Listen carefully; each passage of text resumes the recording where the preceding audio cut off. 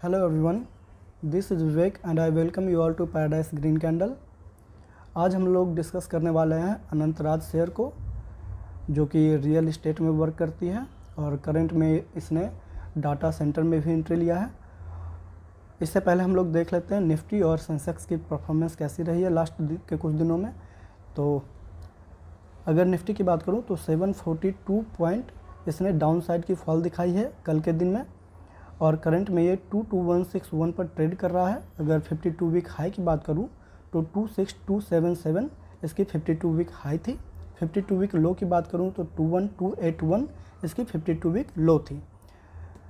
वहीं अगर मैं सेंसेक्स की बात करूं तो कल के दिन इसने भी काफ़ी मैसिव डाउनफॉल दिखाया है। 2226 पॉइंट इसने डाउन साइड क्लोजिंग दी है और करंट में ये 73137 पे ट्रेड कर रहा है। अगर मैं इसकी 52 वीक हाई की अगर बात करूं तो 85978 इसकी 52 वीक हाई रही है।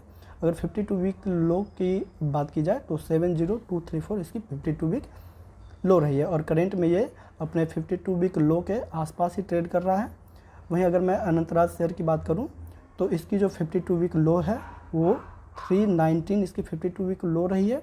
वहीं अगर हाई की बात करूं तो 947 अप्रॉक्स ये जनवरी के मंथ में 947 के आसपास ट्रेड कर रहा था।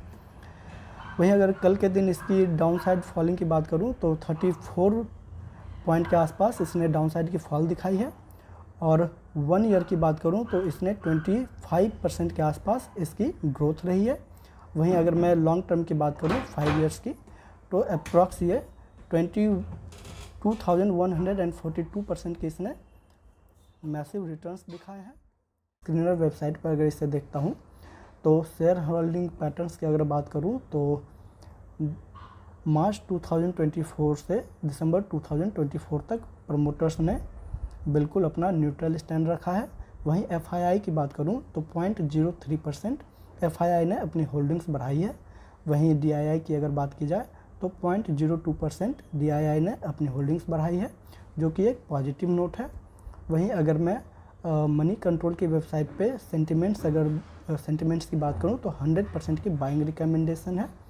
और वहीं कुछ एनालिस्ट की अगर बात की जाए तो कुछ एनालिस्ट ने 75% की बाइंग रिकमेंडेशन दी है।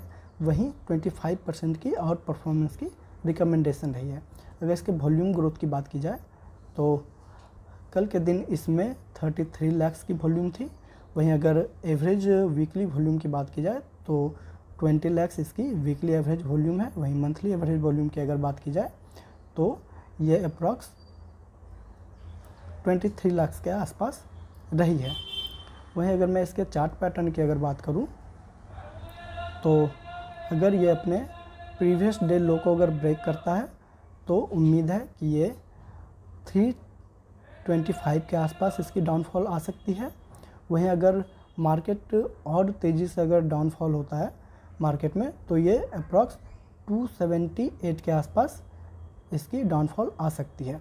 और करंट में इसके अपसाइड की बात करूं तो अगर ये 470 को अगर क्लोज करता है, 470 के अपसाइड पे अगर ये इसने क्लोजिंग दी तो अपसाइड मोमेंटम एक फिर से बन सकती है।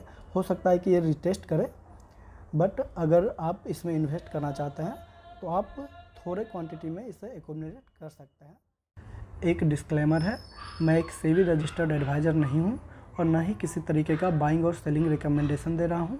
अगर आप लोग निवेश करना चाहते हैं तो अपने सेबी रजिस्टर्ड एडवाइज़र से संपर्क करें या फिर खुद की एनालिसिस करें। धन्यवाद।